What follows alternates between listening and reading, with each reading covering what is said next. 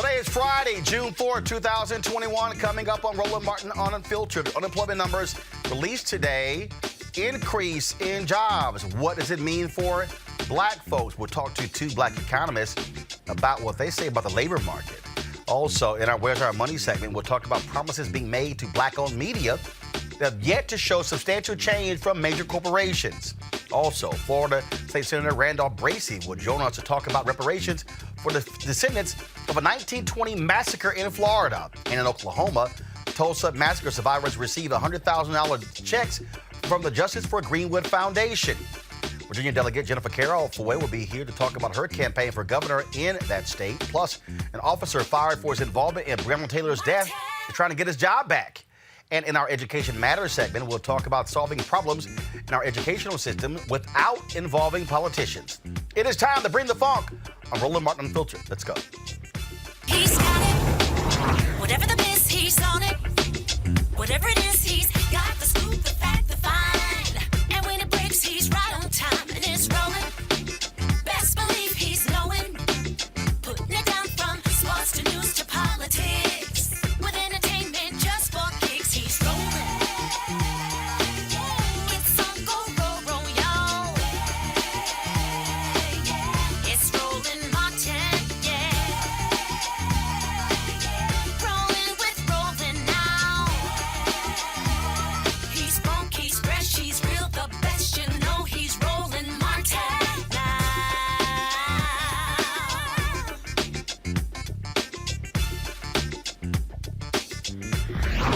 Martin. All right, folks. Every first Friday of the month, unemployment numbers come out, giving us a sense of exactly what's happening in the job market. Well, guess what? The job market showed some growth in the month of May. 559,000 jobs were added, dropping the unemployment rate to 5.8%. Down from last month's 6.1%. Now, for African Americans, the unemployment numbers are 9.1%. For whites, 5.1%. Hispanics, 7.3%. Asians, 5.5%. Now, one of the things that we keep hearing from all of these different companies is, oh my God, we can't find people to work. It's hard to find people to take these jobs. But what's interesting is that the companies that starts marketing jobs, raising pay, and offering other incentives, they seem to find the workers. And then what happens? Their productivity hasn't dropped. Their revenue hasn't dropped. Let's talk about this with a couple of black economists. Joining us right now is Dr. Kristen Brody. She is a fellow of Metropolitan Policy Program at the Brookings Institution, and will also be joined by economist Bill Spriggs from Howard University and the lead with the AFL-CIO. Glad to have both of you here. Bill, I want to start with you. I saw one of your tweets earlier today where you said all of you companies complaining and these governors, largely red state governors, turning back unemployment benefits because these companies keep saying, oh my God, we can't find people to work. People are lazy, they're staying at home. That was obliterated. That's a lie. It's a lie. I'm glad you put it bluntly like that, because really it's gotten to that point where if we don't speak with real, frank honestness, that it's like the lies that Republicans have told about other things. It seems credible. And so therefore people, let it creep into their conscience. Look, the silliness is, and I was explaining this to a friend, that you got to be white to understand the way that they're talking about it. If you're black, this is a different world. If you're black, you have to have a job. So here's the silliness of it, right? Their thing is they're getting more money than they would if they were working. Now, the money they're talking about, understand the money they're talking about and the examples they raise, well, they're getting $600. $600 means I'm drowning. I'm drowning. So the $600 doesn't matter to you because it doesn't keep you from drowning. What you do know is if I have a job, I can defend the job because I can't defend my unemployment benefits, obviously, as you see these governors cut it. I will have a job, I can defend my job, and it's a stepping stone. I know I need a job to get a job. I know if I don't have a job, how hard it is to land one. So that's why people are still going back to these restaurants at the rate of 200,000 a month, because even though, quote unquote, I'd be getting more money, they understand that doesn't matter. And so we need policies that recognize that in the Black community, we don't have liquidity. We don't have wealth. This is the whole thing about what does the racial wealth gap mean? It means that when we lose a job, we go from treading water to drowning, because there's nothing underneath us. We're not standing in the shallow water. We're always in the deep end. And the $300 doesn't get you out of the deep end. That's the truth and the reality of it here. The $300 is a little bit of a lifeline that makes it a little easier to tread water, because at least if you get the $300, well, I can, try and get rent done. Christian, what's really happening here is you got a lot of companies, and I'm going to go ahead and say it, that are greedy. They don't like the fact they now have to compete for workers. And what is happening is the companies that are trying to get high quality talent, you got to pay. And so all of these people who've been getting over like a fat rat, paying $7.50, $8, $8.50, $9 an hour, are now being forced to compete for workers. That's what's going on. And also, what COVID exposed so much of our society. It exposed what happens when people can work from home and then they're not having to spend money on childcare. Now, all of a sudden, these companies are saying, okay, y'all got to come back. And folks are going, I can't afford childcare. It's exposing the people who don't have transportation. And now you're saying, well, baby, hold up. I got to factor in transportation and childcare. I'm essentially working for free, and I'm always at the bottom. And so you have these Republican governors who have bought into this nonsense that, oh, my God, people are lazy. Senator Lindsey Graham saying these folks are lazy. We should be paying people more to stay at home. If there is somebody in your state who is making more money from unemployment than their actual job, it's a shit job. Krista, go ahead.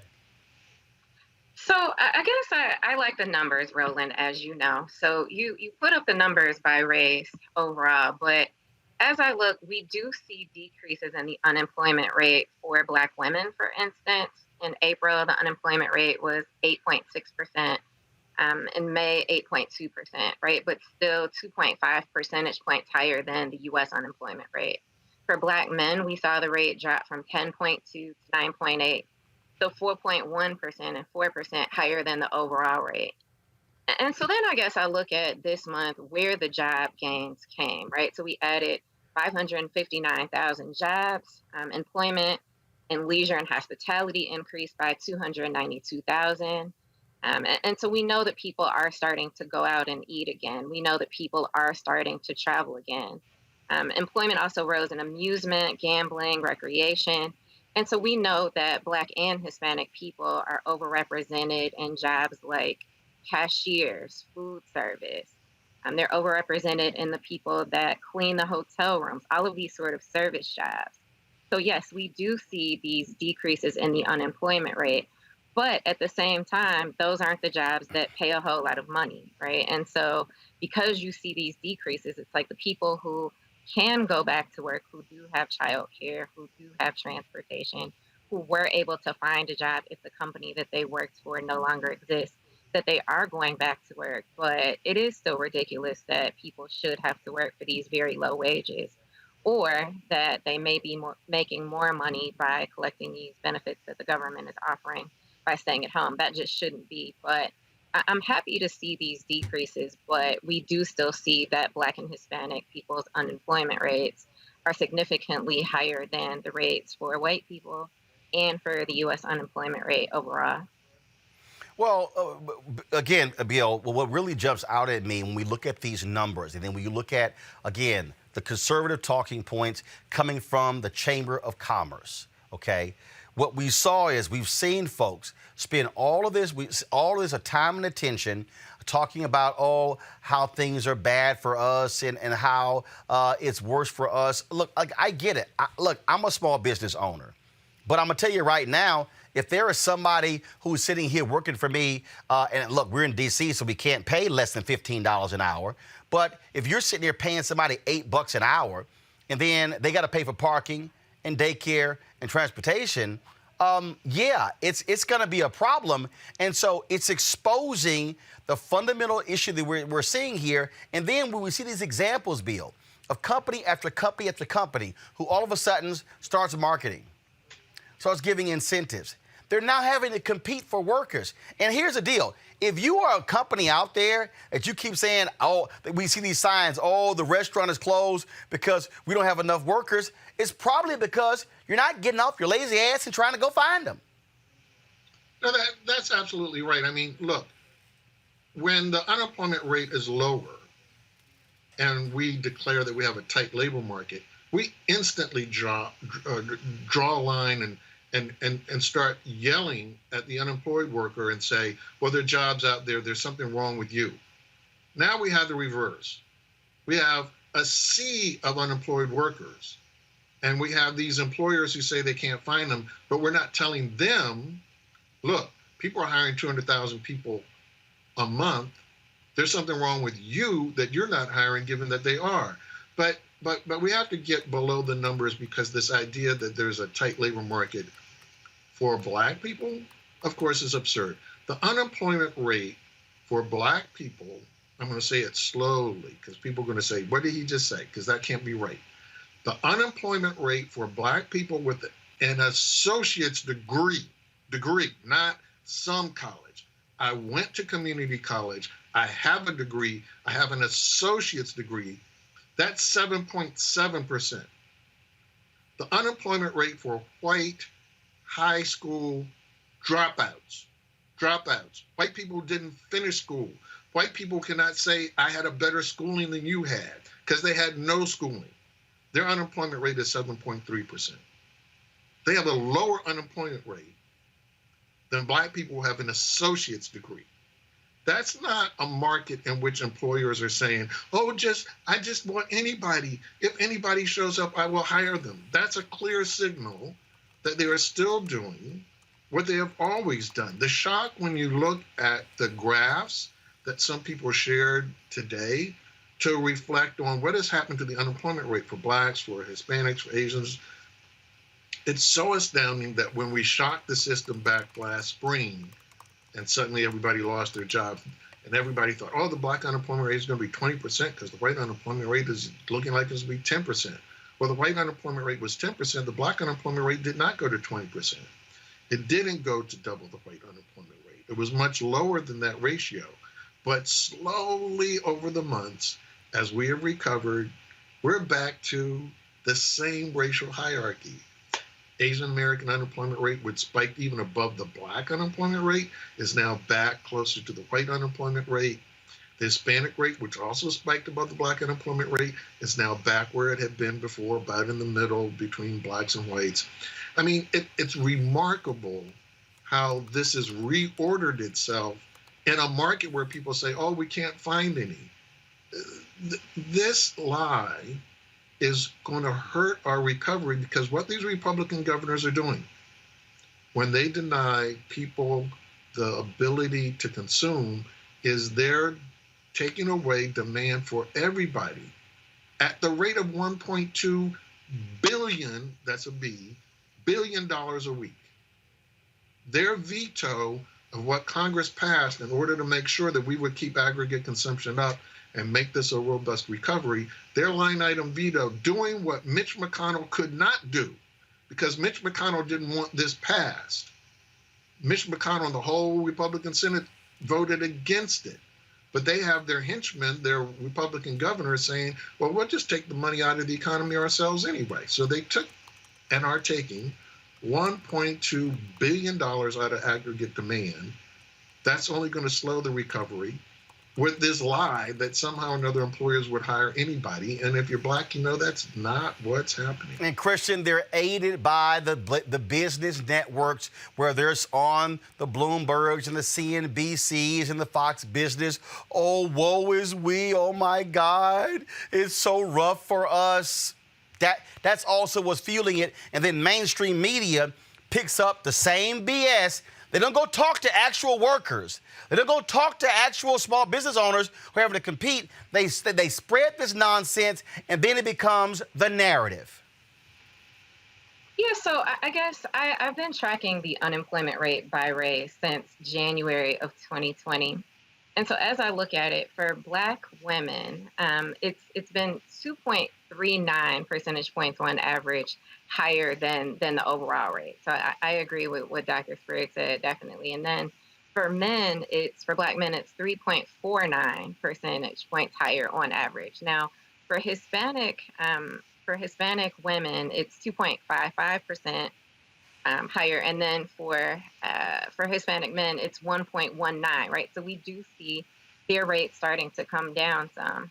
But I guess my thing is, how do they expect people to go back to work if they don't have transportation, if they don't have childcare, if you're not paying them enough to cover those costs, if they don't have broadband anymore? Do they know that these jobs are out there? The whole matching people with jobs, I think people think is easier said than done. And then I think the other thing is you have to think about vaccinations, right? Of course, people are getting vaccinated, but there are still some people who haven't had access, who may not know where to go. Yep. Right. So just because you get vaccinated or just because a job is there doesn't mean that you have a place to take your children, doesn't mean that you have a way to get to that job, doesn't mean that that particular job is a match for your skill set. Right. So matching people with jobs that are right for them is more than people just deciding I'm going to go back to work, especially considering, like I said before, how low many wages still are.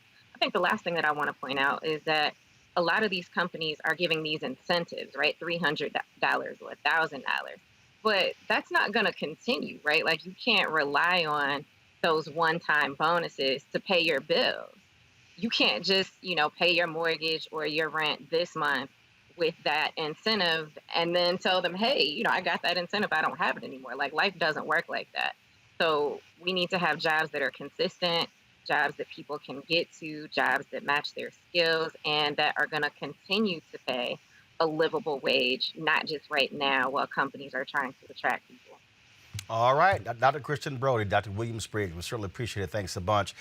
We know on this day that mainstream media, they never seem to find Black economists. But it's amazing how it is easy for us, because just like these employers, we know how to actually look for Black people. I appreciate both of you. Thanks a lot. Yeah.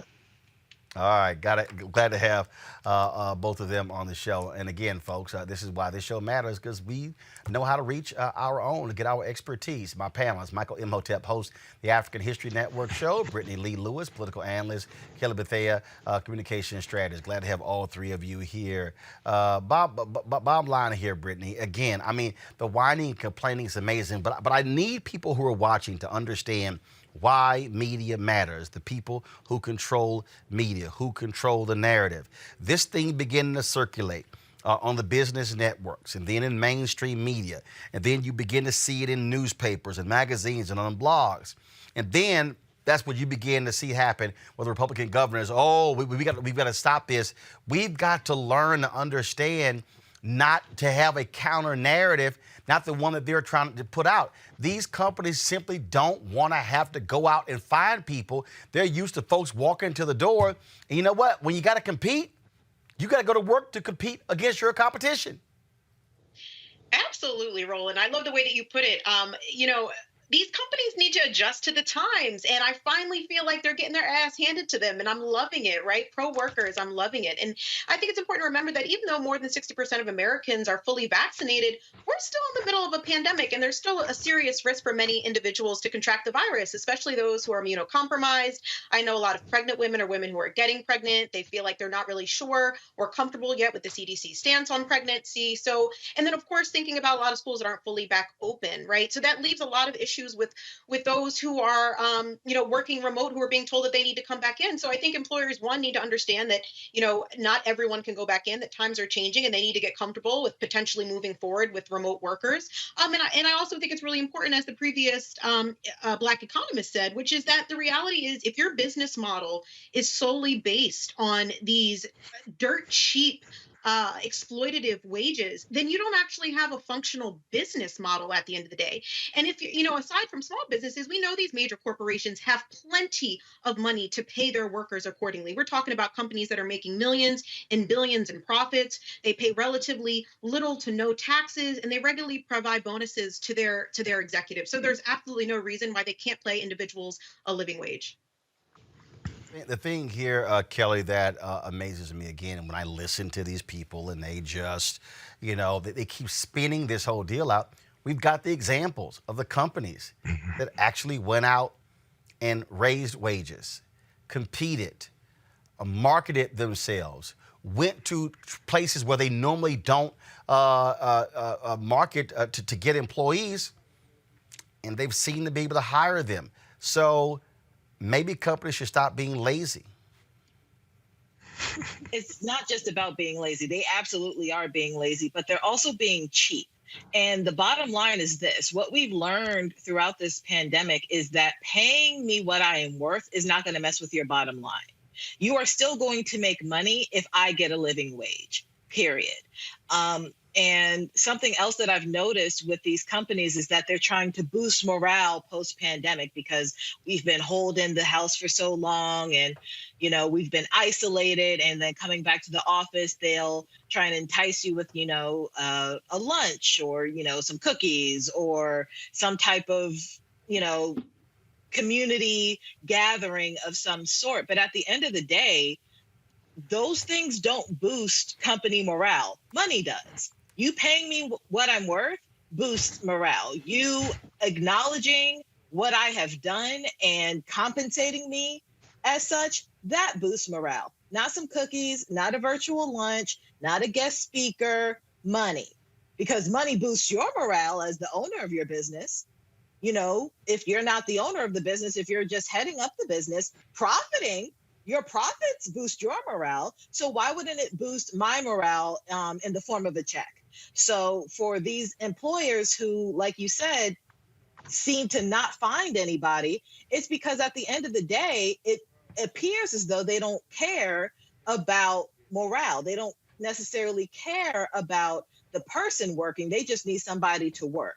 And for the workers themselves, they realize that and are like, I'm not coming back until I am paid a living wage. And that's how it should be. We shouldn't be having to fight to live on a living wage, but that's apparently the thing to do right now, because employers just don't understand that money talks, not a cookie.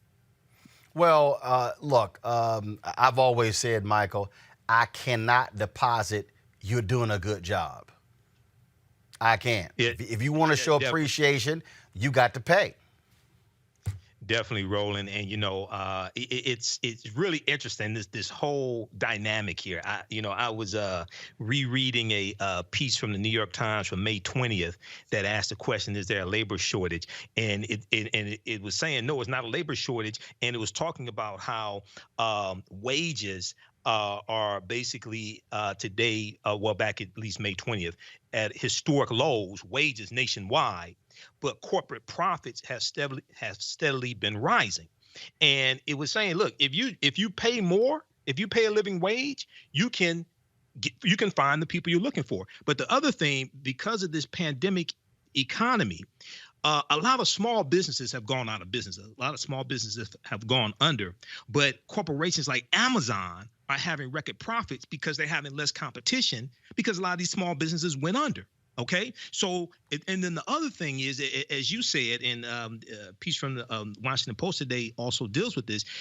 There are other obstacles to getting to the job, having childcare, but also lingering health issues, and or do you have a fear of getting COVID-19, et cetera? So when I hear these Republicans, especially Republican governors, who are cutting the pandemic unemployment insurance, $300 a week before it runs out in July, or September. I think it runs out in September. When I hear them cutting this, they are ignoring these obstacles to getting to the job. Okay, and it's going to hurt a lot of white Republicans that put them in office in the first place, as well as African Americans, of course. But it's going to hurt a lot of the people who put them in office, which is one of the reasons why we need to vote them out of office. Well, absolutely. And so, again, folks, job numbers go up. Again, you're seeing an improving economy. Mighty how quiet conservatives are about this President Joe Biden economy. I thought we were just going to lose everything. In fact, I saw there was this silly tweet Senator Tim Scott sent out that I thought was pretty much, I just thought that was just one of the dumbest things in the world. Let me see if I can find it so y'all can laugh at it.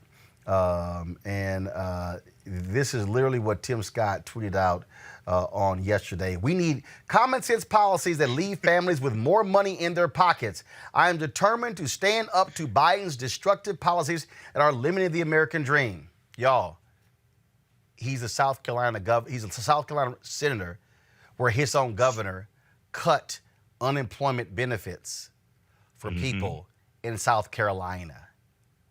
That was policies of Joe Biden. So actually, Tim Scott is supportive of money being taken out of the pockets of American workers, including those in South Carolina. Yeah, I'm going to remember that when you go vote next year. All right, folks. Let's talk about where's our money.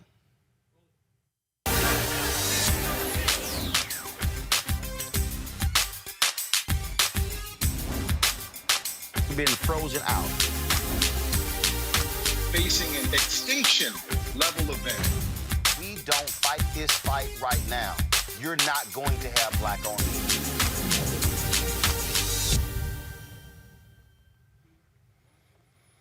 All right, folks, y'all know we have been focused on this show with what's been happening with black-owned media. We've been telling you, again, about this idea of how we are impacted when we are ignored. And so one of the things that we've been focused on is challenging these companies directly, challenging these ad agencies directly, who have frankly been raping the black community. It has been economic apartheid by these companies. Oh, they love our money. They love us buying their goods and services, but they do not want to spend money with black-owned companies. And in fact, I'm gonna show y'all something.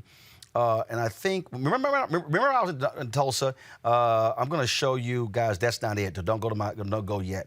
Remember when I was in Tulsa and I showed you those companies that were sponsoring that economic forum? And the whole conversation was about black economic empowerment. It was like all of these companies, and they were,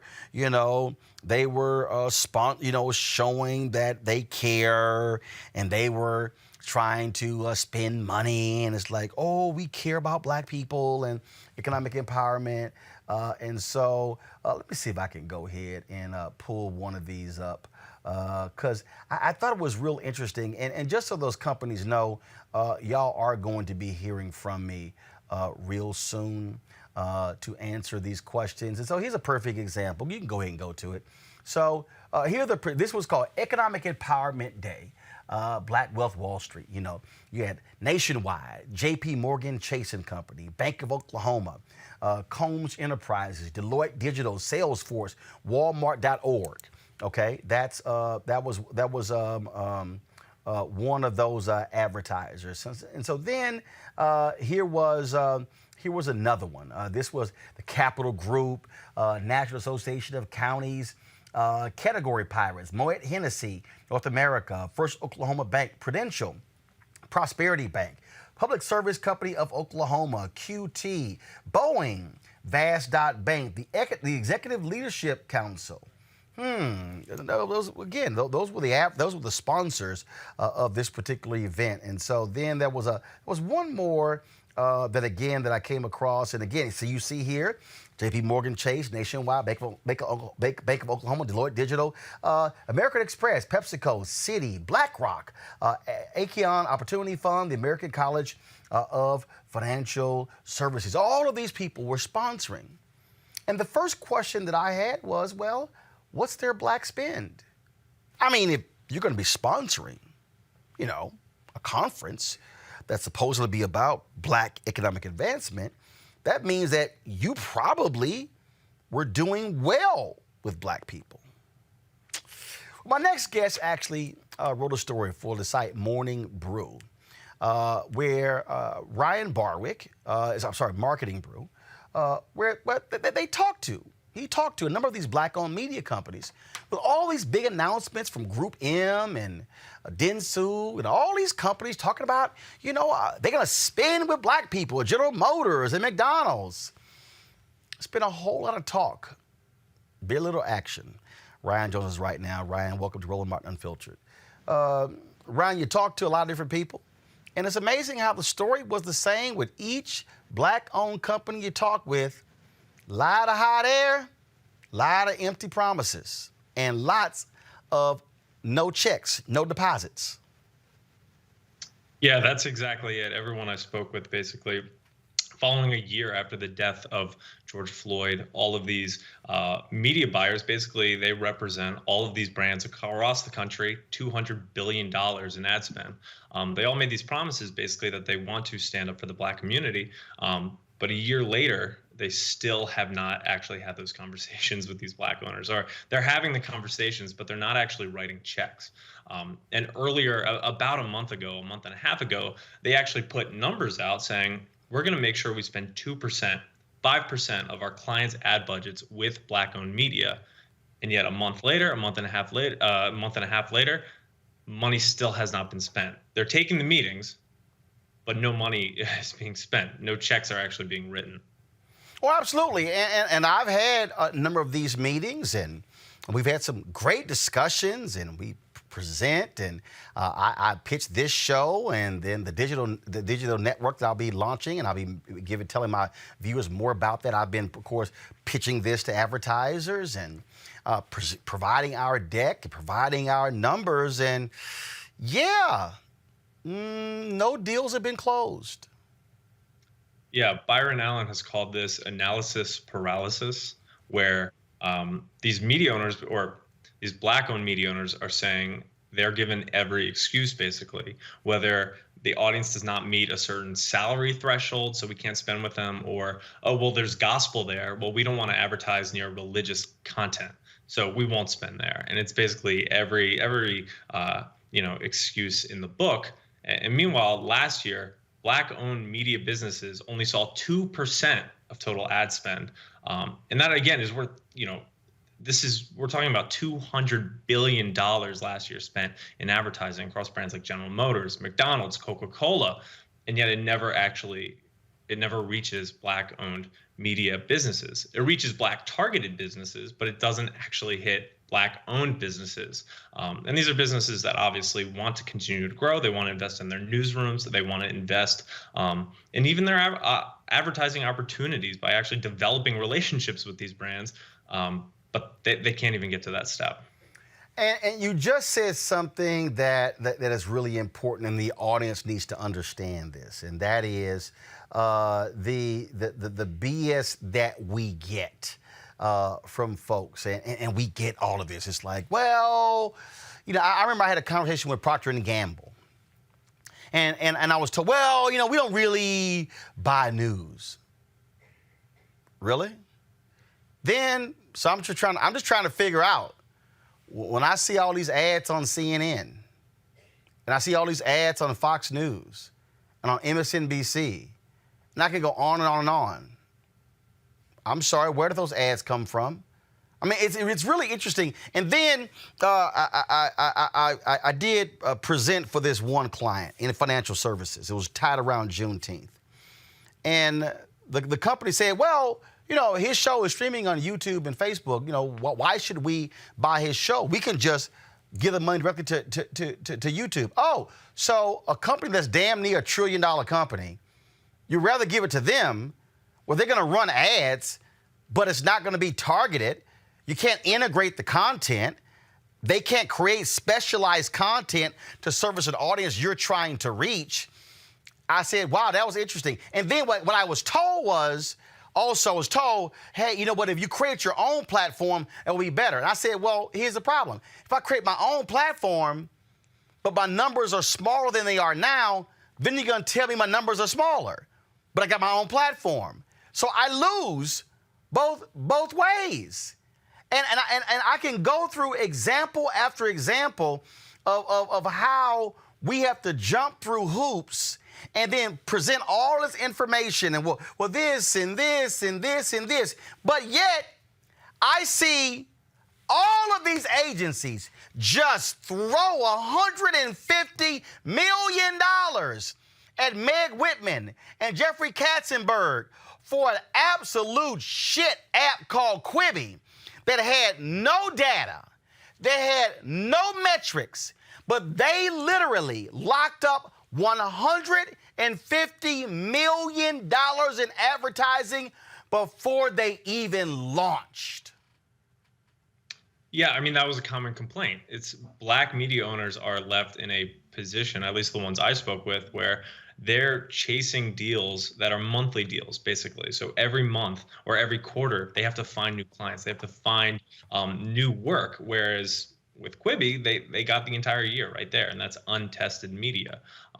And so there's this real disparity there that, again, a lot of these holding companies and a lot of brands, they say they want to work with these Black-owned publishers, but again, the checks haven't been written yet. And I think it's an ongoing story. I look forward to continuing to cover the story, but yeah, from the interviews I've done, no one is impressed. Everyone has basically called these performative meetings. Yeah, that's exactly what it is. And I keep, look, when we met with General Motors, I said, I'm going to judge you not by press releases. I'm going to judge you on what you actually do. And I'm talking about every single one of these ad agencies. Not one of them have a good record. You can do a roll call.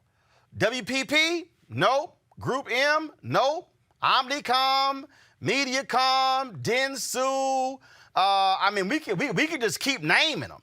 I mean, we can go on and on. And matter of fact, you can name every single one of them. And see, part of the problem, and I dare say this, Ryan, and I got no problem saying it, we got these weak-ass Black organizations who get checks for their banquets, who get checks for their luncheons, and give out these fake-ass diversity awards. Oh, how wonderful these companies are. And then they're celebrated. Then the company goes, well, my goodness, we just got the award from so-and-so. You bought the award.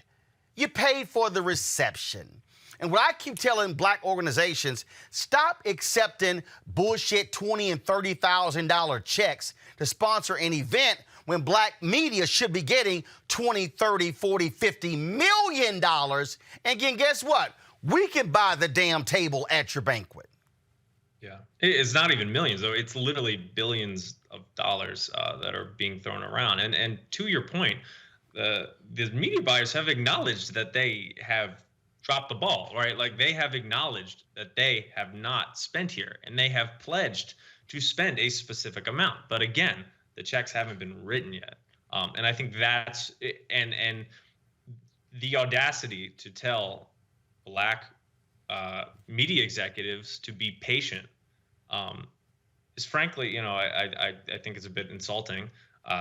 But again, and another point, again, they have no problem investing in BET. They have no problem. Which is Viacom CBS.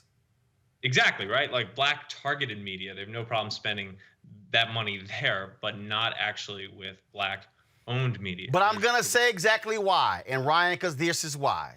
Because these white ad agencies have relationship with largely white ad executives for these companies, and they're hooking each other up. And that's what, and then they also like, you're too small,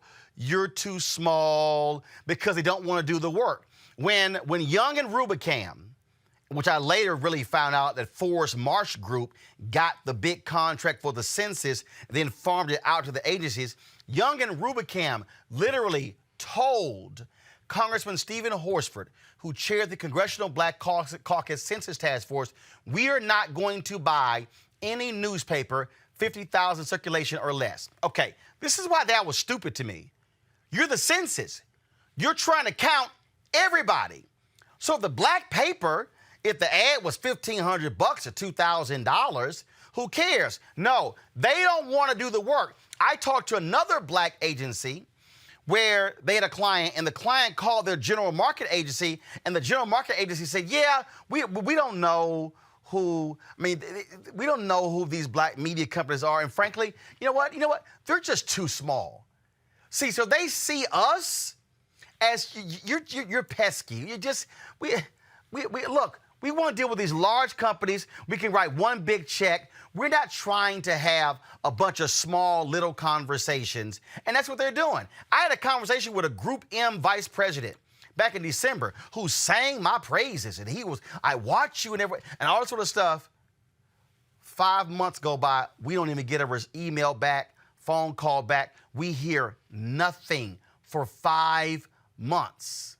So basically, it was a performative phone call, a feel-good phone call, nothing for 5 months. It was another black executive who jumped in his ass. Then all of a sudden, he rediscovered our email.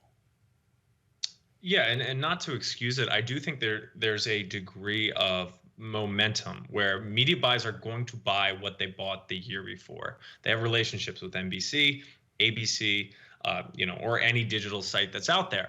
So they have those relationships. That's what they're going to keep returning to. And it takes a shock to the system to actually redirect those dollars. And again, those conversations are happening. I'm being told that there are more and more meetings taking place.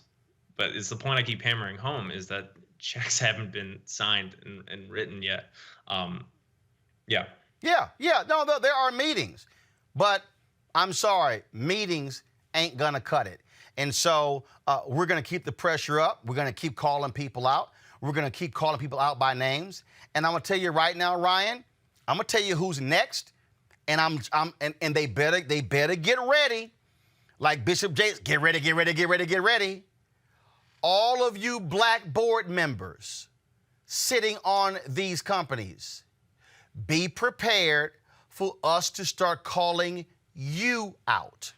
Because you are sitting on these boards, getting stock options, getting a check. And if you're a black board member and you're not jamming up these companies on their black-owned spin, and Ryan, when I say black-owned spin, I'm not talking just about black-owned media. I'm talking about catering, transportation, law firms, engineering firms, architecture firms, bond firms. We can go down the line. That's why I keep saying those other companies that sponsor that workshop. What's your black company spend, your black-owned spend? I'm not interested in other stuff. So black board members, y'all have been talking about we need more black board members, but if you're a black board member and you're just sitting your ass on a board and you're challenging nobody, yeah, we're going to start calling y'all out by name as well. Because here's the whole deal for me. I ain't getting a damn thing today. So I don't know what in the hell is going to cost me tomorrow. 0 plus 0 still equals 0. Yeah, and some of the people I've talked with, and I'm curious if you agree with whether this would be the right course of action, but basically saying, look, if you're telling me you're going to pledge 5% of your client's ad spend, well, we need an auditor to come in. That's and right. Say, okay, is that 5%? Hiring these kind of third-party diversity spend trackers or whatever you want to call it. Do you think that there's potentially a solution there? Hell no, because they ain't trying to do that, because they lying. You're right. If you control $10 billion of your client's money, and we're saying 5%, yeah, we're talking about show me the money. And you got to be able to do it. See, what they don't understand is we all talk to each other. So it's like, yo, you got any money? Nope. You got any money? Nope. You got any money? Nope. Well, hell, if I know y'all didn't get no money, I know the smaller people haven't gotten any money. I'm like, here's the deal, okay? There is no other digital company that's doing a daily black show targeting African Americans other than me. Black Enterprise is not doing it. Essence is not doing it. I go on the whole line. So if you're trying to, there's Black News Channel, but they're black targeted because Shahid Khan, the billionaire owner of the Jacksonville Jaguars, is a majority owner. So there's no, TV One doesn't have a daily show. Okay? I can go down the whole line. So if you're trying to actually buy a TV show, you're not buying us. Who the hell you're buying? What are you buying? And again, what they want to do is, and this is how dumb it is. If you're a company, if you're a financial services company, why the hell would you say we can just give the money to YouTube when you actually look better saying we're investing in a black-owned media company like Roland Martin Unfiltered? You actually are going to get praise for that, but no, they would rather keep giving it to the current system and making Alphabet, the parent company of YouTube, richer, as opposed to how do we invest in a black-owned media company? Yeah, I mean, you've kind of laid it all out right there. It is really interesting to hear that the excuses are not new. Like some of the men I've spoken with have basically said, yeah, it's the same thing for the last 20 years, basically. A buyer will say, oh, well, you don't meet the specific demographic criteria. And we say, okay, well, how do I get there? Then it's too late, right? Then the deal is already passed. And it's just that kind of continuing cycle. And I do think Byron Allen's legal threats to a lot of these brands and to media companies, let's see if that is kind of the shock to the system and whether that actually does make a substantial change to kind of the status quo of how things are done. Yep, absolutely. Well, look, it's a great story. Folks, if y'all go to morningbrew.com, you can actually see the story, morningbrew.com. Ryan Barwick, we really appreciate it. Thanks a lot. Thank you. I want to bring in my panel right now. Michael, this is the reason this matters, and I keep trying to explain to people, okay? If there was a different way, if you said, Roland, if y'all would just ask nicely, if y'all would just be patient, these things are going to pay off. Okay, that's fine. That ain't worked. So when Byron Allen's talking about he's suing people, he dropped a $10 billion lawsuit against McDonald's. And again, here's the deal. McDonald's, for years, McDonald's has been the top of the heap in spending money with black media. But even they admitted it was 2%. Right. So if a McDonald's is at the top and they were spending 2%, the rest of these people have been spending 1, 0.5, 0.2, or 0%. And this is why black-owned media can't have 20, 30, 50, 100 employees. This is why, y'all, when going to Tulsa, and I should have took a photo for everybody to understand. Y'all should have seen this huge tent that NBC had on the parking lot of Vernon AME. I mean, this massive tent where they could have 3 and 4. They had multiple reporters and producers who were in Tulsa, and camera people, and Tiffany Cross was there, and Tremaine Lee was there. They had Jelani Cobb there, and all these people. Right. And that's why I had to sit here and essentially work from 8 a.m. to 10 p.m. because, hell, we couldn't afford to have multiple staffers there. People say all the time, man, I wish y'all could do more. Y'all, if you ain't getting the money, you can't do more. This is a money thing, and this is a deliberate attempt to impose economic apartheid on black-owned media. And guess what, Michael? They cannot say, I ain't got the numbers. 100.4 million views the first year, 260 million views the second year. We can create customized shows, customized content, product integration. We can go live from events. We have eliminated all excuses. Right. Ain't seen the checks. Well, brother, the way the system is designed not to provide the checks, not to deliver the checks. Roland, my degree's in business administration with a major in marketing from Wayne State University here in Detroit. My concentration was advertising. So once I graduated, I really found out how racist the whole advertising industry is. Okay, it's designed to lock the money in to white corporations. That's what it is. I used to sell radio ads back in the late 90s here in Detroit. And we also sold for the Tom Joyner Morning Show. I learned about No Urban Dictate. No Urban Dictate, what deals with how corporations, like what you all were just talking about, said it was an unwritten rule that they did not have to advertise in African-American owned media, and in some cases, not African-American targeted media. They said we can advertise in general media, general TV shows, radio stations, and get black consumers. So at the end of the day, brother, we're gonna have to do what Reverend Jesse Jackson did in 1981 with the Coca-Cola boycott. That's the only way I see this happening. Well, but again though, and this is nationwide boycott. Yeah, no, but here's the deal though. This is the deal, and I have been very methodical in the approach to this, Brittany. Mm-hmm. And there's a reason why we have this segment on a regular basis. The people who have thrown out boycott over the years, they did not educate and enlighten the audience to understand the issue. Mm-hmm. If you throw out boycott, see, boycott was the last thing Operation Breadbasket did. Reverend Jackson didn't always throw out boycott at the beginning. But see, Brittany, a lot of people go to boycott like, no. You got to go through negotiation. You got to go through enlightenment.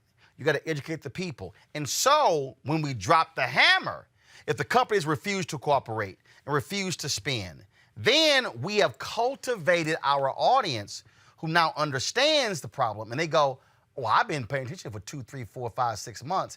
Now you can unleash, and now the people have been educated properly.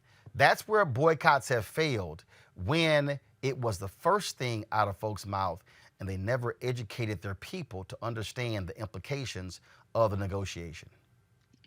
Absolutely, Roland. And I think, any type of movement, and this really should be a movement because it's so important. I mean, Black media has been a staple in the Black community in terms of us getting imperative information to each other to forge change in our political system. So, you have to get the people behind. You have to provide that, whether political education or just about media in general, get the masses behind any type of effort like this. And our voices need to be amplified through the media, right? Not someone else's, not through the mainstream or through the white lens. We need to be able to tell our own stories. And I think what's really important, and you always say this, and the last guest said it as well, is that these companies will spend money on Black targeted business, but not Black owned business. And it's so important to make sure that our community understands that distinction, because I know too many folks, unfortunately, that don't know, for example, that BET is owned by Viacom, right? And thinking about how that's not us. And they are paying, and let's be clear, they are not paying BET rates. They're paying Viacom CBS rates. Because when BET was Black owned, it is in the book, Kelly. It is in the book by Brett Pulley. BET was being given $1,500 for a 30-second ad that MTV was getting $8,000 for. No, you're absolutely right. And I think we need to really come to grips with the fact that a large reason for that is upholding whiteness. So the reason why you are able to get money to BET is because it is now white owned. The reason why you're able to get money for a Black targeted entity is because it is white owned. They do not understand, or they do not care about our worth. And we need to realize that as a group, that we need to basically put our money where our mouth is. Money talks, like I said in the last segment, but it also applies here. Money talks. If you can do the research for any entertainment ventures and, the shade room issues and things like that, you can go on Google and figure out which companies are Black owned, which companies are only targeting Black people, but white owned, and make decisions accordingly regarding where the money is going to these respective companies. When we put our money where our mouth is and invest in our own communities and invest in Black owned things and really try to drive home the point that is Black owned, and we are actively looking for Black owned companies, then the change will come. A perfect example of this is something that we've been seeing all week, which is the Tulsa Race Massacre footage and the coverage of that. When we actively as a group put out there that we need to focus on this issue and we back money into that issue, I realize it's not necessarily a media buy, but it is a media coverage issue. Tulsa Race Massacre was 100 years ago. It's not news that it happened. It's only new because people came up and was like, we need to address this before these people, these survivors, are now ancestors. We can apply that same principle to when we need media buys, to when we need money from white companies. We need to put in their face that this is an important issue to us. And if you still want our money, you need to invest in this company. If you still want our money, you need to invest in this Black owned company, not a Black targeted one, a Black owned one. And the more people who actually do that and actually put our faces out there for that purpose, that's when the tables will turn. Well, I just want people to understand. So and again, I just need people, because, Kelly just mentioned, Tulsa. All right, folks, this was our setup right here when we were in Tulsa, okay? I just want y'all to understand, all right? And this is another photo of our setup. For everybody to understand, we didn't have a sponsor to go to Tulsa. Tulsa cost us about $10,000. I'm talking about driving our vehicle down, our equipment, our staff, all of that gear you see, the streaming equipment. Y'all, that's $10,000. We live stream stuff Thursday, Friday, Saturday, Sunday, Monday, Tuesday, came back on Wednesday. All right? There was no other Black-owned media outlet that was in Tulsa for 6 days going hard like we were. None. And so when we're talking about these dollars, we can do that. We can go down to Texas for Juneteenth. We can go back to Elizabeth City, North Carolina, where they're having protest. We can be on the road when they're in Minneapolis. We could be going to St. Louis. We did the show from supporting Deborah Peoples, who's running for mayor. The election's tomorrow, so everybody in Fort Worth, y'all got to go vote. That sister can actually win.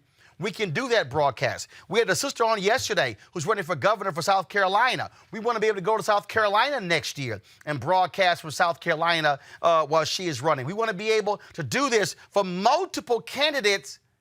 But, that ain't happening when we're not getting the advertising dollars. Y'all have been amazing. Our audience has been amazing with the giving that you have done. I had people walking up to me putting cash and checks in my hand in Tulsa. I was given 10% of the money we spent in Tulsa. I was literally given 10% of what it cost us on the ground because folks want to see this happen. But the companies want your money to buy their products. You've got to tell them, what are you spending on Black-owned media company? Going to go to a break. Before we do so, please support what we do, y'all, by joining our Bring the Funk fan club. Again, every dollar you give goes to support what we do. We're moving into new office space. I'm literally getting the keys on Monday. I can't wait till you actually see it. We can even do even more than what we're doing right now. So you can join our Bring the Funk fan club. What we're asking is $50 from each one of our fans, $4.19 a month, 13 cents a day. Folks have given us more, but people have given us less. Every dollar we think is important. Cash App, $RM Unfiltered, PayPal.me/R Martin Unfiltered, Venmo.com/RM Unfiltered, Zelle, Roland@RolandSMartin.com, or Roland@RolandMartinUnfiltered.com. When we come back, folks, we're going to talk about folks in Florida, a massacre more than 100 years ago. They're now getting compensation. Also, our sister's running for governor in Virginia. We'll talk to her as well. Back on Roland Martin Unfiltered in a moment. When I managed a team of 5,000 as vice president of AT&T, I led by empowering my people. I'm Deborah Peoples, and that's exactly what I'll do as mayor of Fort Worth. Together, we'll get small businesses moving again, invest in our neighborhoods, and we'll support our schools to help kids catch up after COVID. On Saturday, June the 5th, I'm asking for your vote. I'll be mayor for all the people to build one Fort Worth. Black women have always been essential. So now how are you going to pay us like that? And it's not just the salary. I mean, there are a whole number of issues that have to support us as women. Yeah, but that's what we deserve. That we shouldn't have to beg anybody for that. And I think that we are trying to do our best as a generation to honor the fact that we didn't come here alone and we didn't come here by accident. I always say every generation has to define for itself what it means to move the needle forward.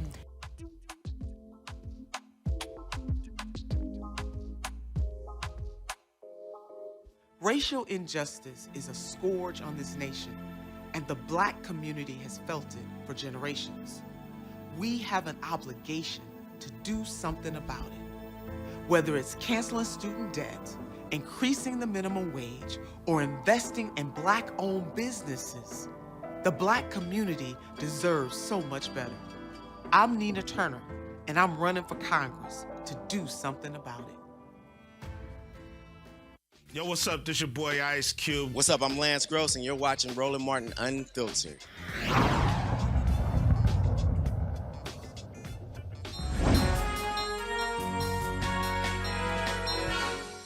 Being in a union? Being in a union. Being in a union means better pay and better benefits. But it means a lot more.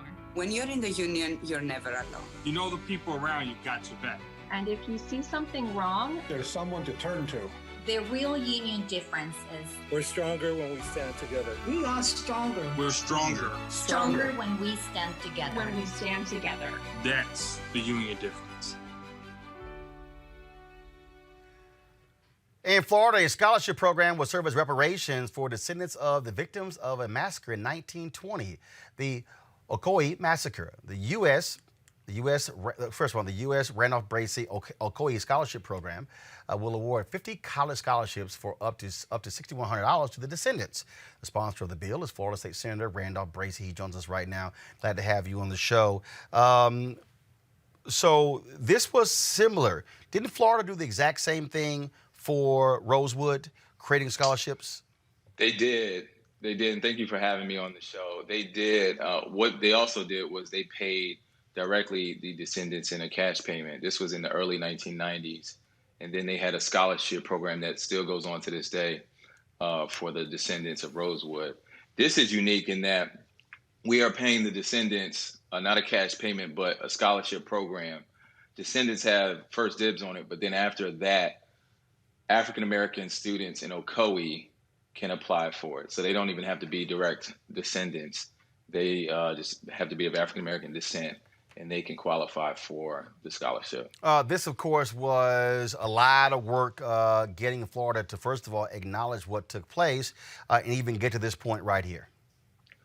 Yeah, absolutely. So last year, I had a bill that required that the public schools teach about the Ocoee Massacre of 1920.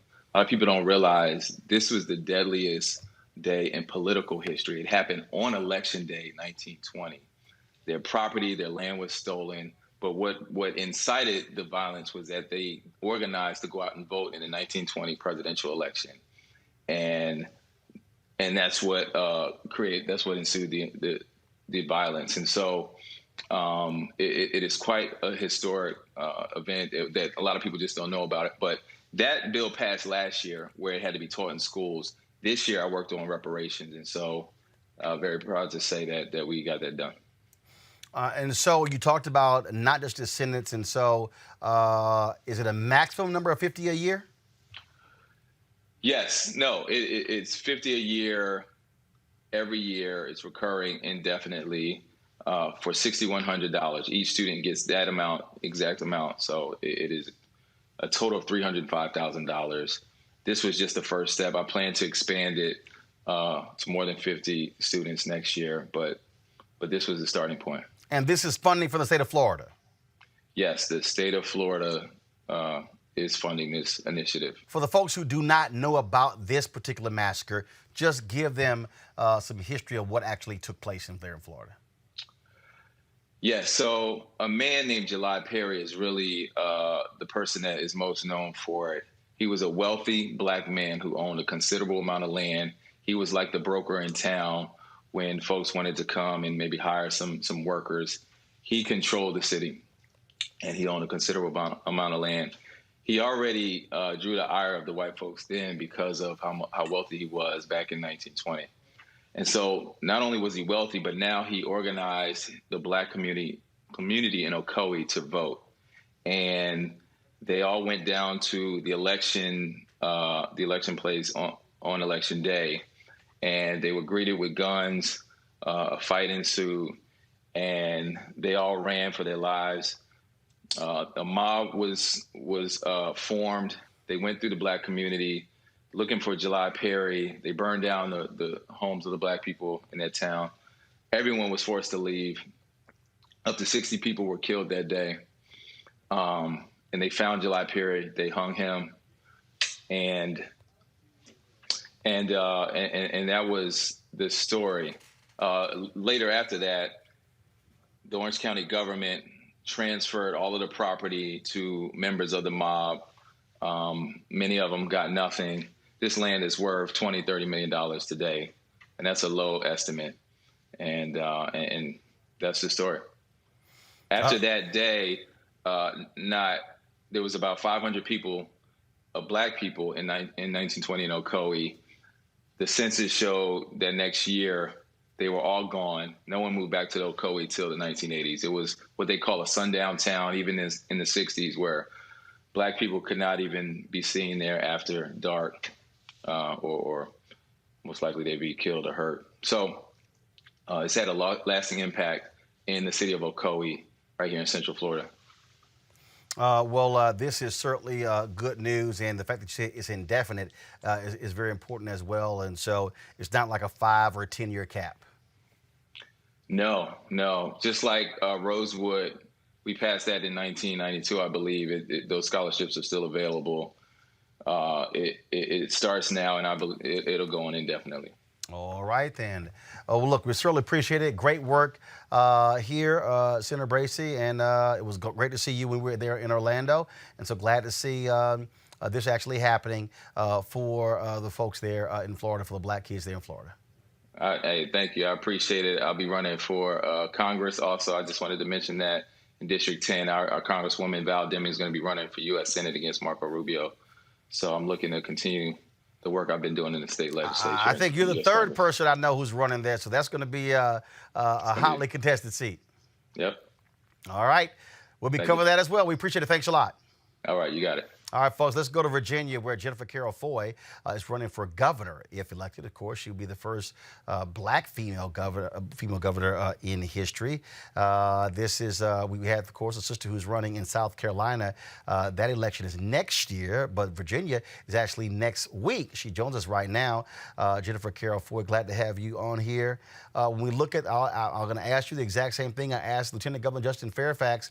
When you look at the polling data, former Governor Terry McAuliffe is far ahead based upon polling. How do you close that gap? How do you compete against his fundraising, but also the notion that some people are saying that he is the inevitable candidate to win? So thank you for having me, Roland. And I can tell you that I got off the polar coaster a long time ago. The polls got it wrong when I ran for the House of Delegates in 2017 while pregnant with twins, flipping a seat from red to blue, being out-endorsed and outraised. And I went on to win that race and then ended up having more votes than the governor, lieutenant governor, and the attorney general as a down-ballot state legislator. So it's hard to measure the energy and excitement, the momentum that we're building. We have the wind to our back. It's not only about this historic moment in electing the first Black woman governor in the history of our country, but it's about time to have a working mom represent working families, someone who understands the challenges that Virginia families face. And then let's talk about inevitability.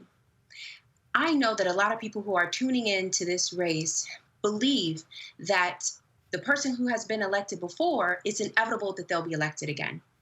And it's not lost on me that people may be wondering if they tuned in to the right station when they see me, a woman with Black skin and ambitious ideas running to be the next governor in the former capital and cradle of the Confederacy. But we have to remember that it was inevitable for a particular person to be president until Barack Obama and Shirley Chisholm raised their hands. It was inevitable for only men to go into space until Sally Ride got on that rocket ship. Inevitability only happens if we allow it to. But Virginians are hungry for change, and we don't get change by recycling the same old policies and politicians of the past who left so many Virginians behind. They want a new leader with a clear vision and bold ideas for Virginia who has a record of getting things done, and that is me, and I look forward to having people's vote on June 8th. When you talk about issues, look, Virginia has flipped. It's not purple. It's not red. It very much it is blue. And so, what are the specific 2 or 3 policy items that you want African Americans to know about, and why they should be voting for you come next week?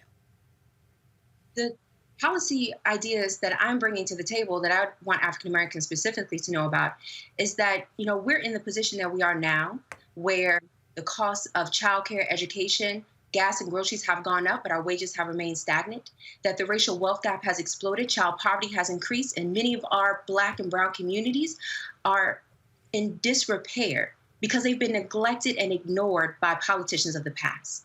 So if we want something different, we have to do something different and then vote that difference into office. And I will bring bold transformational policies to bear.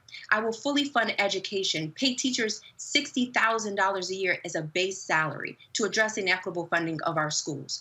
Millions of more dollars for our HBCUs and make them research and development universities. So the next best idea happens at a HBCU where we produce Black excellence across the board, and as doctors and lawyers and engineers and nurses and teachers.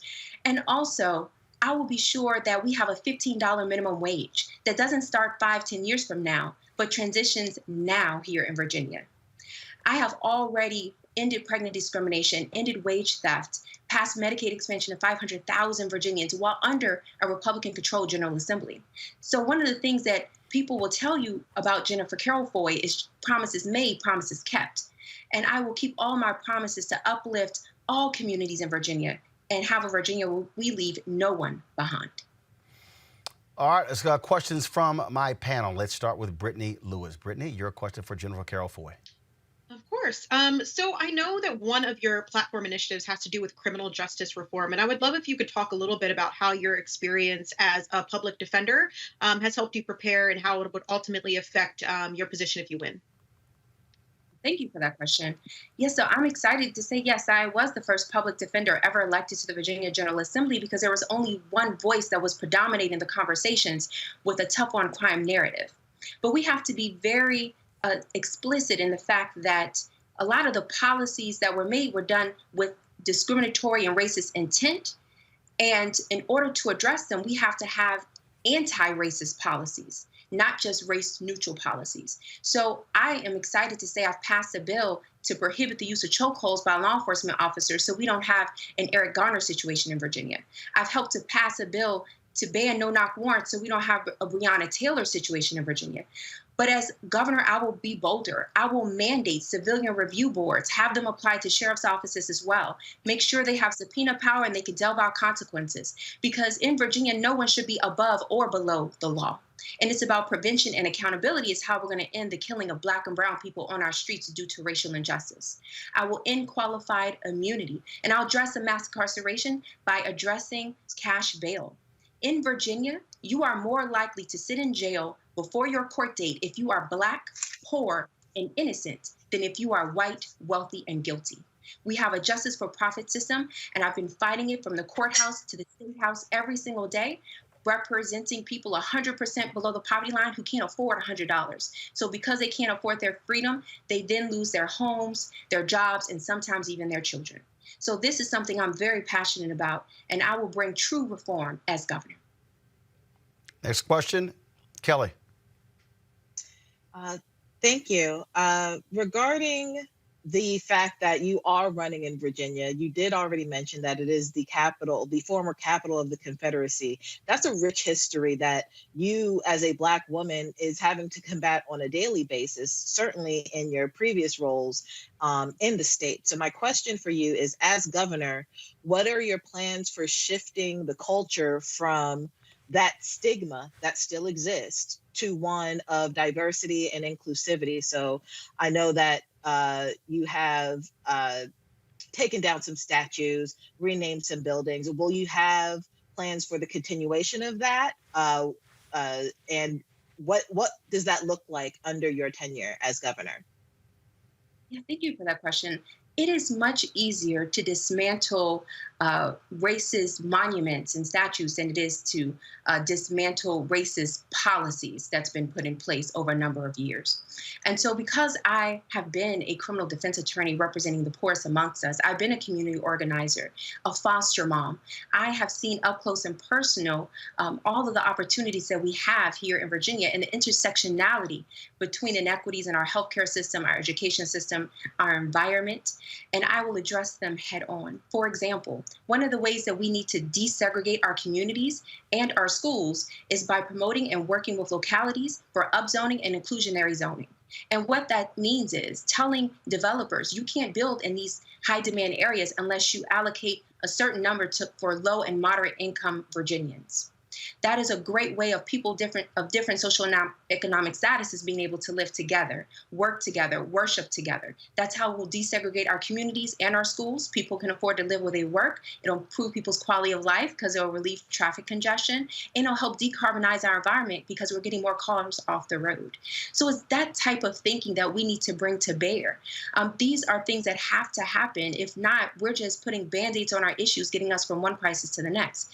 We need a governor who's going to uplift our communities and bring real systemic change. And so it's not only about affordable housing and helping people, but making healthcare more affordable as well.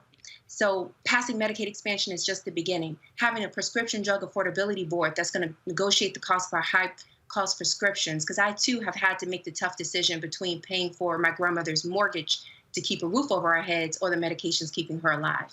It's about putting every 3- and 4-year-old in full-day pre-K so we can end that educational divide that starts as early as the age of 3. And it'll address the childcare issue where inaccessibility and unaffordability has been issues before the pandemic because we pay our providers poverty wages. So ensuring to pay them more and subsidize childcare so people aren't spending 40% of their income to send their kids to childcare so they can go to work is a top priority.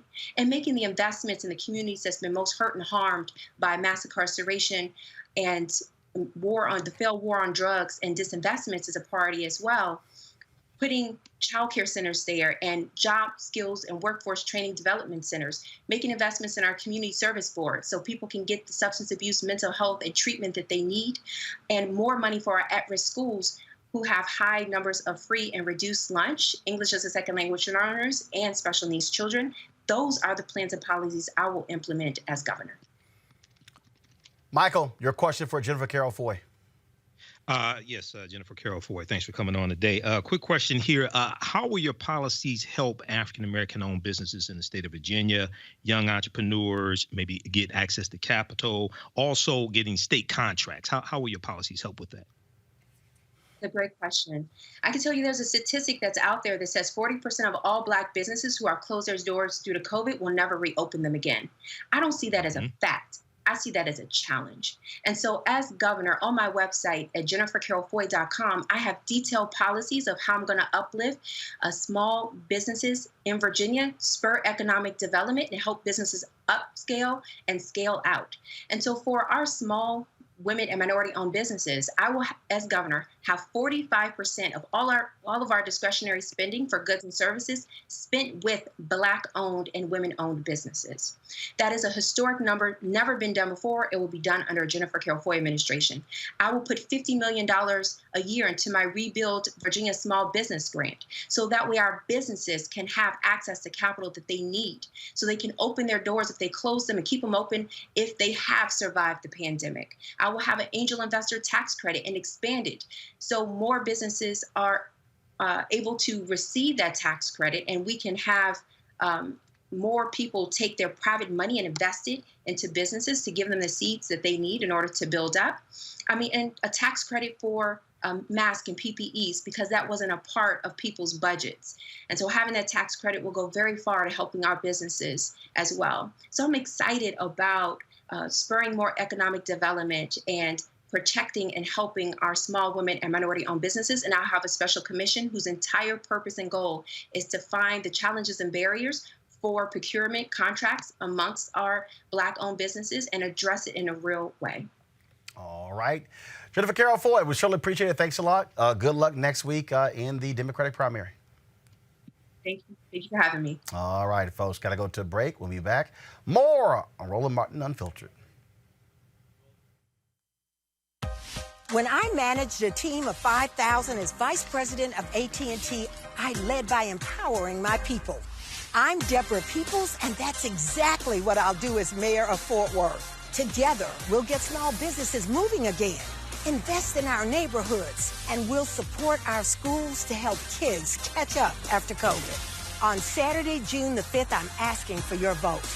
I'll be mayor for all the people to build one Fort Worth. Black women have always been essential. So now how are you going to pay us like that? And it's not just the salary. I mean, there are a whole number of issues that have to support us as women. Yeah, that's what we deserve. That we shouldn't have to beg anybody for that.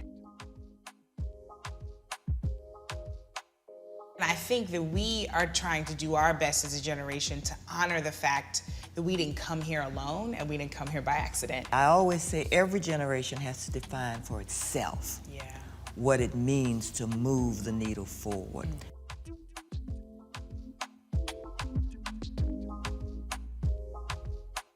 Hello, I'm Nina Turner. My grandmother used to say, all you need in life are 3 bones. The wishbone to keep you dreaming, the jawbone to help you speak truth to power, and the backbone to keep you standing through it all. I'm running for Congress because you deserve a leader who will stand up fearlessly on your behalf. Together, we will deliver Medicare for all, good jobs that pay a living wage, and bold justice reform. I'm Nina Turner, and I approve this message. When you study the music, you get Black history by default.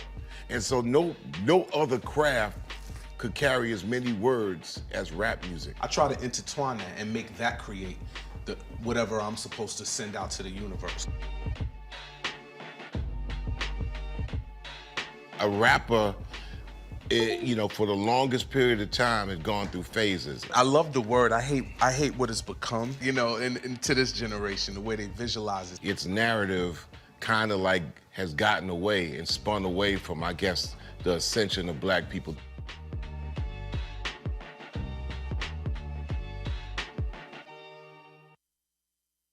Hi, my name is LaToya Luckett. Yo, it's your man Dion Cole from Blackish, and you're watching Roland Martin Unfiltered. Stay woke.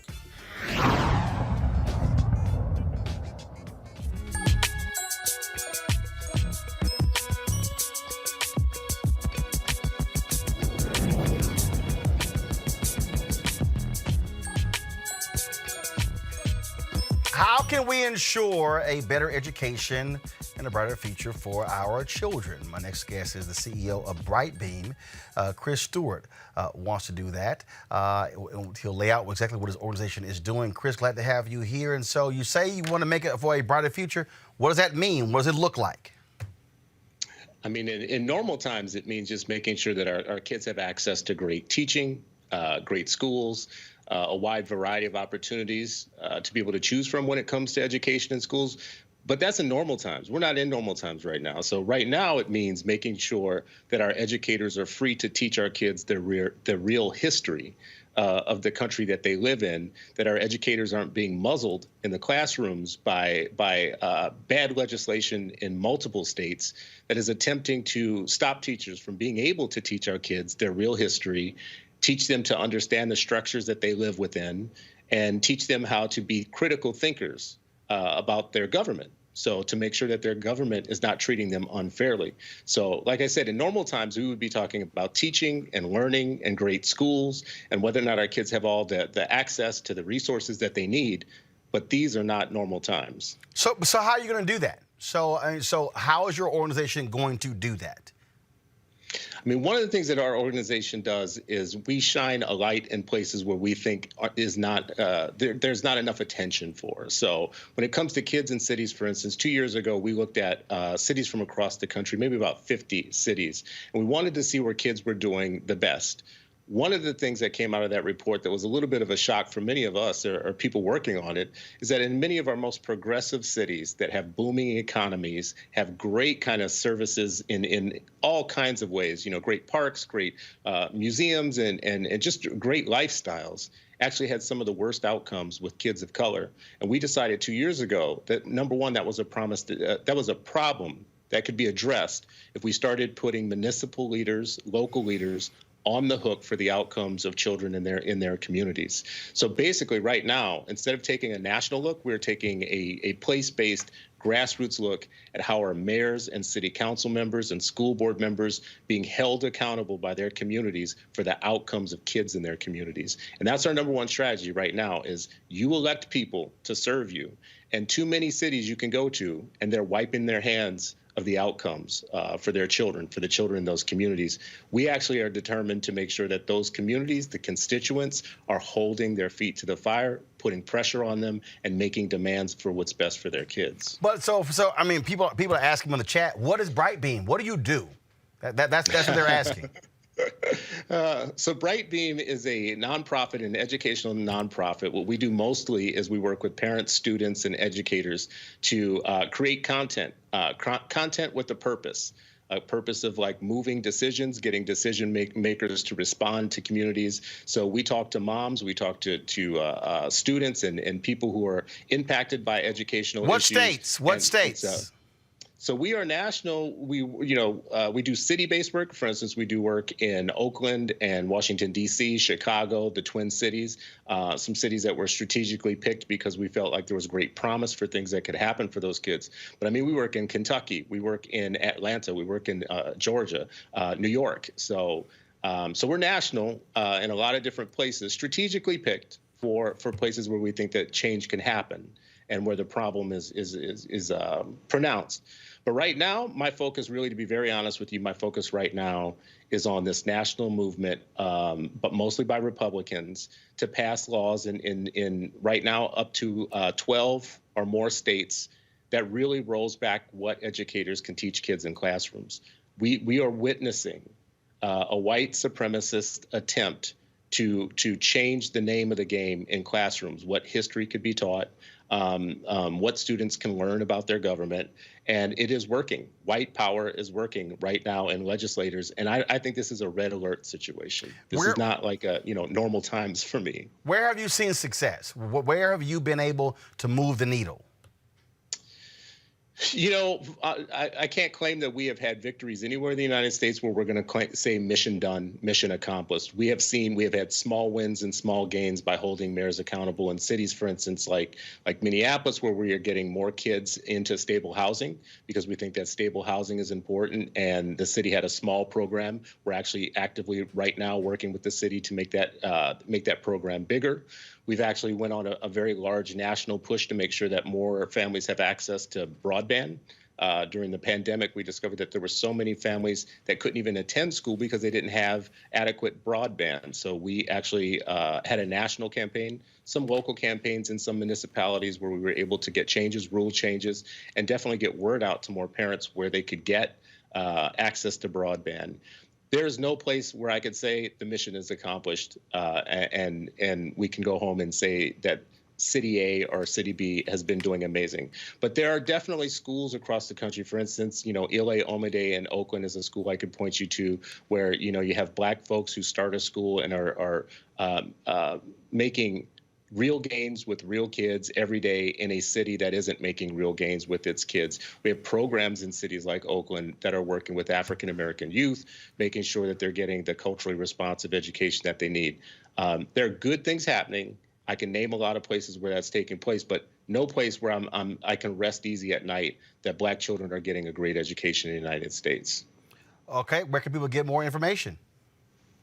You can see me at Bright Beam. You can find us at brightbeamnetwork.org. Folks can find me on Twitter at Citizen Stewart. And if you want to go to our main flagship platform that we have, it's educationpost.org. All right, then. We certainly appreciate it. Thank you so very much, Chris Stewart. Good luck. Thank you so much, sir. Appreciate you. Thank you very much. Let's go to Ohio, folks, where Wilberforce is forgiving $375,000 in debt for its 2020 and 2021 graduates. This is what took place at their commencement over the weekend. Class of 2020 and 2021, because we are in awe of your strengths and perseverance, because you have made your family and yourselves proud, because you have shown the work because you have shown that you are capable of doing work under difficult circumstances, because you represent the best of your generation. We wish to give you a fresh start. So therefore, the Wilberforce University Board of Trustees has authorized me to forgive any debt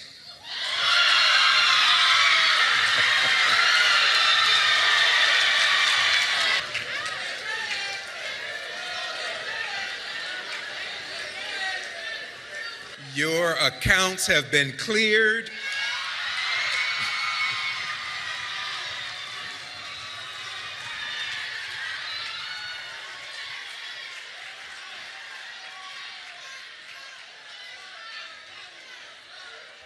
And you don't owe Wilberforce anything.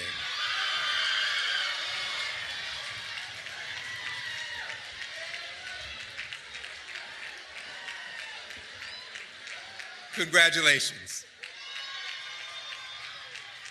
Now, that's for the fees to the university. The graduates still have to pay their state and federal loans. The school gathered the funds to forgive the debt from the United Negro College Fund, Jack and Jill, and other organizations. We're seeing more of this, Brittany, where universities are looking to offer these type of things to their graduates. We're seeing the pressure being applied to President Joe Biden to forgive student loan debt. Members of Congress like Elizabeth Warren keep saying, man, you got the power, use it. Absolutely, Roland. You know, so many of us were hoping that Biden would make good on his campaign promise to eliminate that $10K in student loan debt, if not more. I know Chuck Schumer was pushing for $50K, and I'm really still keeping my fingers crossed that something gets done. But until then, these types of things are truly a blessing for these students. I mean, considering the fact that student loan debt I believe the number is $1.7 trillion. It's the second largest amount of debt that U.S. citizens hold behind mortgages. I mean, this is really something crazy that we need to deal with, and we know that debt stops us from being able to buy homes, start businesses, start families, and really actualize our dreams. So power to Wilberforce, and I hope that more universities follow in their lead. Michael, this was a tweet that Senator Elizabeth Warren sent out. Student debt is locking millions of young people out of the housing market. They can't come up with a down payment. They can't qualify for a mortgage, all because they did exactly what everyone told them to do, get an education, and got stuck in a rigged system. # cancel student debt. Yeah, you know, I agree with that, Roland. This $1.7 trillion right now is crushing African Americans. In addition to student loan debt, you're also dealing with the racial wage gap as well. Okay, we know the average African American woman has to work 20 months to make the same amount of money that the average white male makes in 12 months. So, you know, I definitely agree with this. I think we have to keep the pressure up. And I know that, and I want to get clarification on this myself. I know Biden was trying to get legal research to determine if he had the authority to discharge $50,000 through executive order. So I want to get conclusive information on whether he does or not, but I think they should discharge, the student loan debt a significant amount. If you can do $50,000, that'd be great. I know he promised $10,000. But this is a good story, even though it's just fees that are being wiped out and not student loans. Because I'm reading the story here, there was a clarification from university professor Dr. Pinkard on that. But this is, still helps these students as well. Hey, bottom line is any debt forgiven is good. Yes. Kelly, does not matter. And so, if I was those students, absolutely. So if they owed parking tickets or whatever, that debt is gone. It's a good start. It's a great start, but obviously more needs to be done. And this goes beyond just waiting for Biden to make good on his promise and clearing just a modicum of student debt.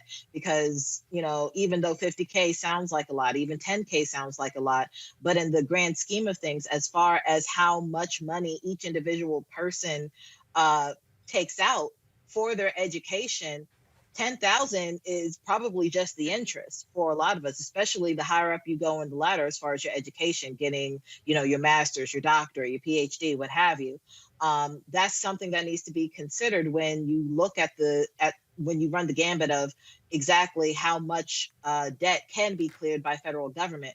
Another point I want to make is, while this is a wonderful thing that Wilberforce does, it also brings to mind the fact that we are no longer in a society where we can afford to not go to college, meaning you have to have some form of degree in order to get a job in which you can survive. And we can't be in a system in which we have to take out debt in order to make money all the time, and especially debt that we'll probably die trying to clear out in order to make a living. It's not fair to the debtor. It's not fair to the lender. It's not fair to any person in society to live that way, because you always have this huge dark cloud over your head that prevents you from being truly financially free.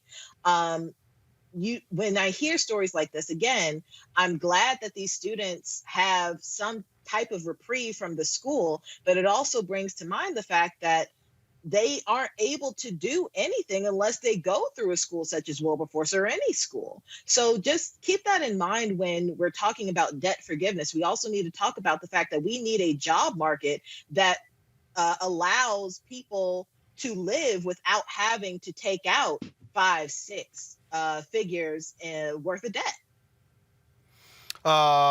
Folks, let's go to our next story. In Tacoma, Washington, witness statements, cell phone video, and a doorbell camera helped 3 officers get charged with the death of a black man. On March 3rd, 2020, as Manuel Ellis walked home, officers stopped him, alleging he had been harassing a woman. Well, witnesses told prosecutors they saw Officer Christopher Burbank and Matthew Collins in their patrol car talking to Ellis. Burbank swung open the door as Ellis attempted to walk away, hitting and knocking him to his knees. Both officers rushed out of the vehicle, slammed Ellis to the ground, punched and hogtied him. Witnesses say they heard Ellis scream, "I can't breathe." Already handcuffed and pinned down, the officers tased Ellis. When Officer Timothy Rankin arrived on the scene, witnesses saw him applying pressure to Ellis's back with his knees. Ellis was pronounced dead at the scene. Well, folks, Burbank and Collins face second-degree murder charges. Rankin is charged with first-degree manslaughter. All 3 officers were released on $100,000 bail each. I keep making the point, Michael. The reason we're seeing these type of things happen now is because of Black Lives Matter. People can yell, holler, and scream all they want to. The bottom line is this here. The exposing of corrupt killer cops is causing other localities to say, we don't want to have to face the heat when something happens. That's why we're seeing more and more being charged in these deaths. Yeah, I think so. I think, the Black Lives Matter movement, the activists and their different, everybody doesn't agree on the same thing in the movement, but just the focus, just the consistency, especially what happened in the summer of 2020, the protests all across the country and around the world have really lit a fire when we deal with these municipalities. So I think the next step is also continuing to vote for progressive prosecutors as well that will continue to prosecute these officers also while we work on the George Floyd Justice and Policing Act at the federal level. Again, Brittany, pressure has to be unrelenting to force these cities and DAs to do what's right. Absolutely. And I mean, we've seen that the pressure is on, and I think last summer is probably the best indication of that, right? We saw, I mean, millions of people, one of the largest social movements we've ever seen in history happen last summer. We saw more than 60 countries participate. The pressure is on, and it continues to be on. And I think that we're going to continue to see more and more officers being held accountable as we continue to push, and hopefully see more federal legislation that gets put in place to just make sure things change. Roland. Kelly? I absolutely agree with the other panelists here. It is unfortunate that we still have a system in which we have to basically force the justice system, namely DAs, to do the right thing and seek justice out for true victims of police brutality. But thankfully, between the Black Lives Matter movement, other protests, the world actually seeing what's going on by way of these camera phones that everybody has in their possession, we're making strides in the right direction. And we saw it with the George Floyd case, and hopefully we'll be seeing it in this case. But as far as the fact that they're out on bail, I mean, it's pretty disgusting. I'm pretty disgusted by it, but that's how the justice system works at this point. The fact that the bail was relatively low for all three of these individuals just goes to show you just how much more work we need to do to prove that our lives really do matter in this country and this system. Folks, let's go to North Carolina, where pressure's on the governor of North Carolina to pursue federal charges in the death of Andrew Brown Jr. Civil rights activists and religious leaders met with Governor Roy Cooper, State Attorney General Josh Stein, and members of the Black Caucus to request support for their request for an expedited federal investigation into the death of Andrew Brown Jr. The group will also present U.S. Attorney General Merrick Garland with a petition with more than 2,000 signatures calling for a civil rights investigation of the Pasquotank County Sheriff's Office and Elizabeth City, North Carolina. DA Andrew Womble's handling of the case. No charges were filed in the death of Brown, who was killed on April 21st as officers attempted to serve an arrest warrant. Protesters continue to fill the streets of Elizabeth City every night since Brown's death, demanding justice. Well, we've been there a couple of times, and it's glad to see that they're absolutely still there. Let's go to Oklahoma City, Oklahoma, where Army veteran LaRue Bratcher faces first-degree murder charges for the death of a man who allegedly attempted to break into his medical marijuana business. 2 nights straight in May 2020, Daniel Hardwick showed up at the property and tried to gain entry. The second time proved to be fatal. Bratcher was inside and opened fire on Hardwick. Bratcher's business license lapsed and needed more than $100,000 for renovations. He's charged with a felony for unlawful cultivating of marijuana. Oklahoma, being a stand-your-ground state, would have recognized the defense of Bratcher shooting Hardwick. However, because Bratcher was committing a felony, the protection of stand-your-ground does not apply. Ain't that something? All right, folks, an officer fired for his involvement in Breonna Taylor's death wants his job back.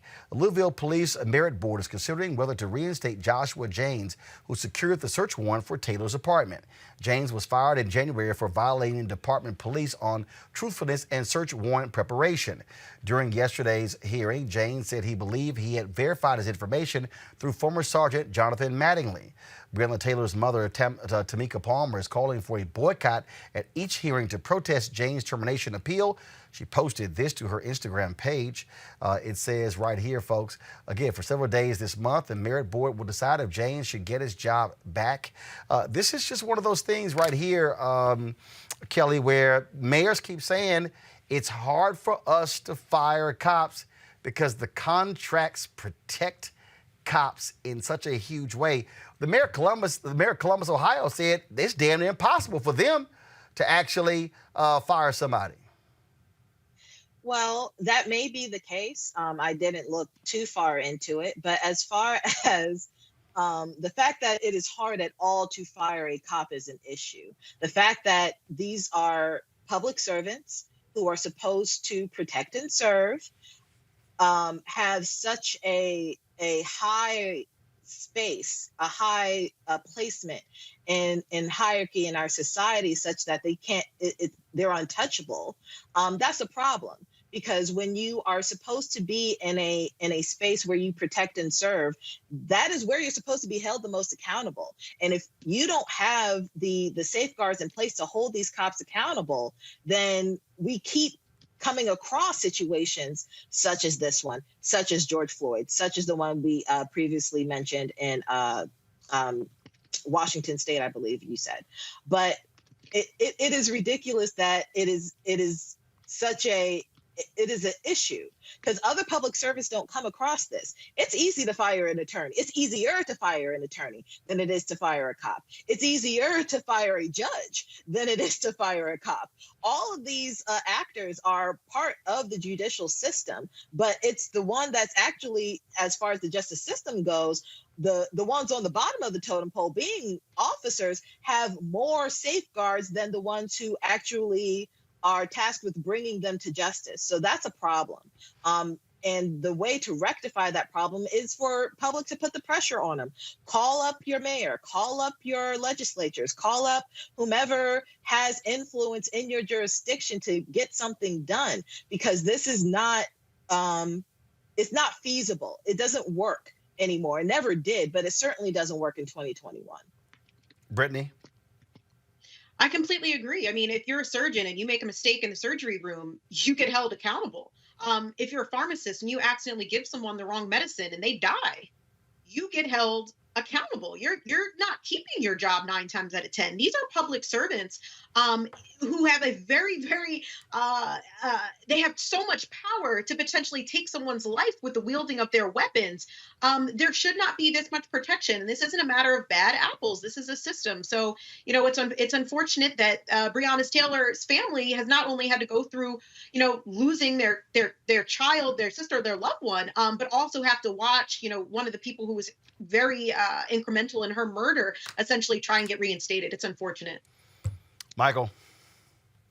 Yeah, you know, brother, this is more craziness with this whole case dealing with Breonna Taylor.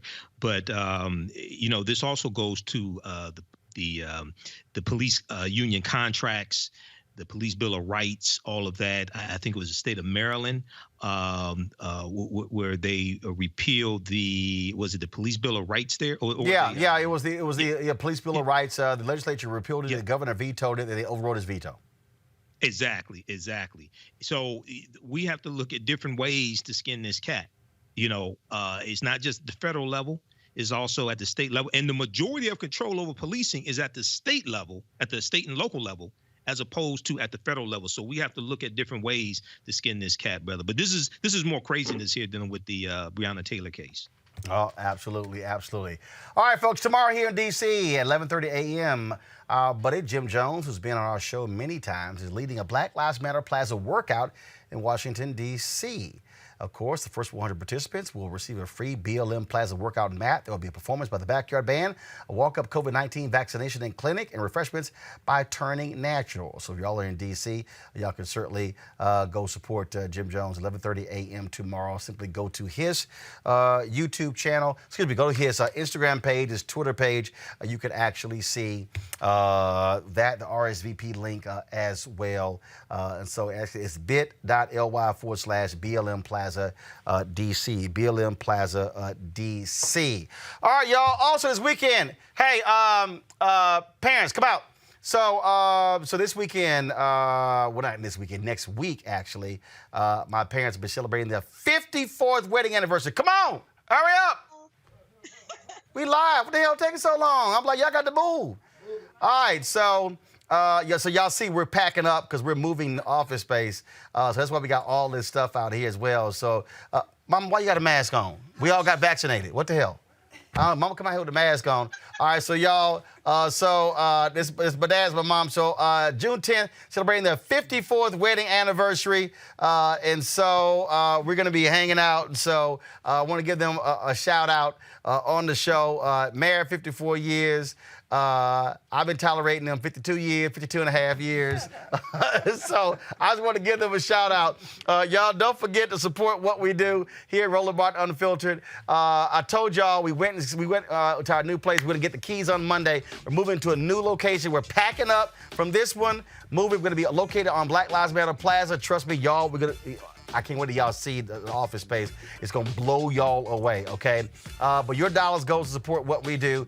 So please join us on our Bring the Funk fan club. Cash App, $RM Unfiltered. PayPal.me/R Martin Unfiltered. Venmo.com/RM Unfiltered. Zelle is Roland at RolandSMartin.com. Roland at RolandMartinUnfiltered.com. And I would give y'all, okay, so the address, 1625 K Street Northwest, Suite 400, Washington, D.C., 2006. Again, we're moving, so we're going to have a new address. And so I just want to give y'all that. So that's it. Please support what we do. We got some great stuff coming up. I'm telling y'all, the announcement I'm making next month is going to rock y'all world. This is why y'all don't worry about haters. Because, see, when you focus on building, it don't matter what haters got to say, especially all you fools who I blocked on YouTube. See, I keep telling y'all, see, I multitask. All right, I got a laptop here, 3 iPads, 2 phones. So when y'all talk smack on YouTube or Facebook, yeah, I will block your ass right there. So just letting y'all know, act the fool during the show and watch me work.